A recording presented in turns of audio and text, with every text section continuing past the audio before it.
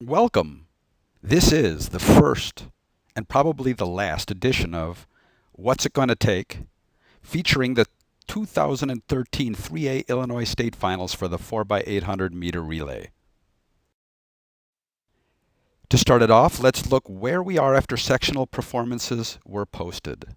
36 teams qualified for Friday's 3A prelims. Congratulations to all qualifiers. The average number of qualifiers since the 3A level was started in 2009 is 33 teams. So we're right in there this year. Each prelim, of course, will have 12 teams running. Now let's look at top times run this year. The top 11 teams are within 2.6 seconds of each other, and these teams are all within the top 50 USA times this year. Although the times are close together, there are some stealth teams in the mix. More on that later. So much for where we are. Now let's go right to what's it gonna take. Let's start with a recap of the last 6 years, 2007 to 2012. Remember, in 2007 and 2008, there were only two levels, 1A and 2A. Here are the prelim heat winning times for each of the last 6 years. And if we remove the fastest and slowest two times, then we see the following averages. One more time, remove the best and worst times, and we get an overall average of 748.8 needed to win a prelim heat. What's it going to take to get a Q and move on to day number 2? Take a look at the slowest qualifying times for each of the years, or in other words, the last qualifier. The highest and lowest, and here is the average. Again, the average time of the last qualifier. Now this shows the fastest times run that did not qualify. Again, remove the high and low and get the average. So looking at the last 6 years, it has taken a time below 7:55 to make it to day 2. But this is history only, and a deep field this year could change things. More on that in a moment. Some other interesting data on the prelims. This shows quantity of teams that ran sub 750 in prelims over each of the last 6 years.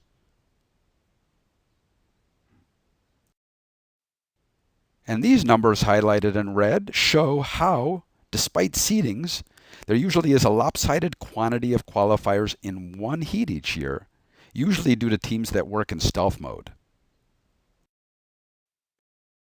Now, what's it going to take to win or get a medal?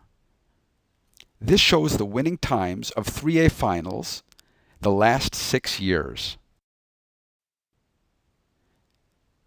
And here are the times of the third place winners and the average, and then the fifth place and the average shown in red, and finally, ninth place in the final medalist with that time average shown in red. So back again to best times this outdoor season.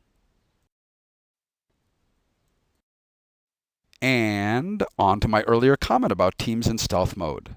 Stealth teams are teams whose sectional times do not represent their full potential. Who are they? Well, first, Manuka. They won the Joliet sectional by 7 seconds and did not get pushed.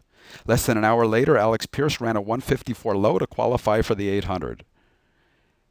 With a Illinois #1 indoor top times 7:58, watch for them in Charleston. Next, O'Fallon. Perrier and Rebay double qualified in the 3200 and 1600.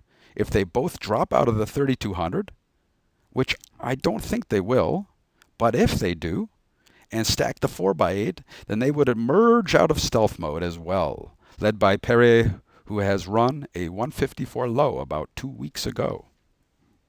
Next, Tech. Lane Tech ran very well at indoor top times in the 4x8, and they are a force. I look for them to perform better than their sectional time indicates. Of course, York. You can't leave out York. If they choose to stack a team, they will also be in the mix. And finally, number one time team, Palatine, who has not run all four together since they hit the 750 mark a few weeks back. Zambrano and Brown ran great 1600s and sectionals to both qualify, but will they double? Or will they focus only on the 4x8? I guess you got to come to Charleston to find out.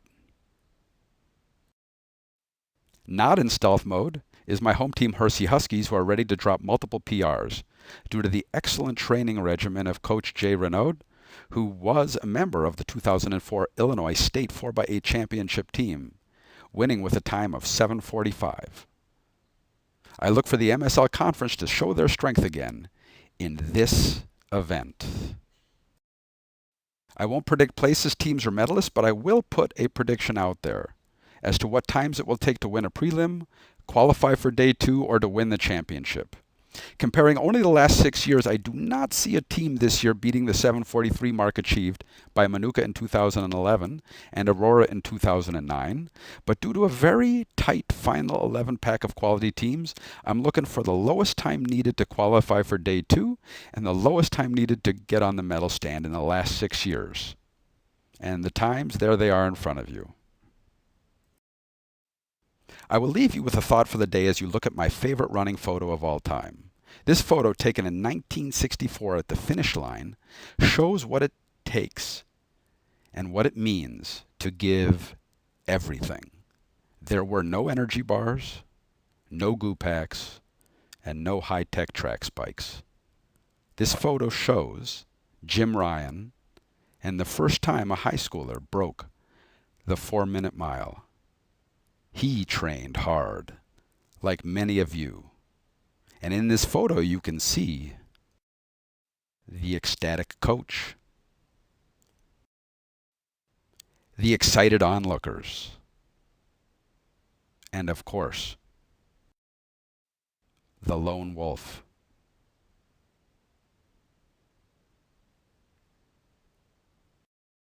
Miles you ran, that 12-miler and zero wind chill, have all been done, so you can close hard the final 100 meters this year. This year, every one of those miles will count. Jim Ryan wanted it. Do you? Go Huskies. Run Hersey out.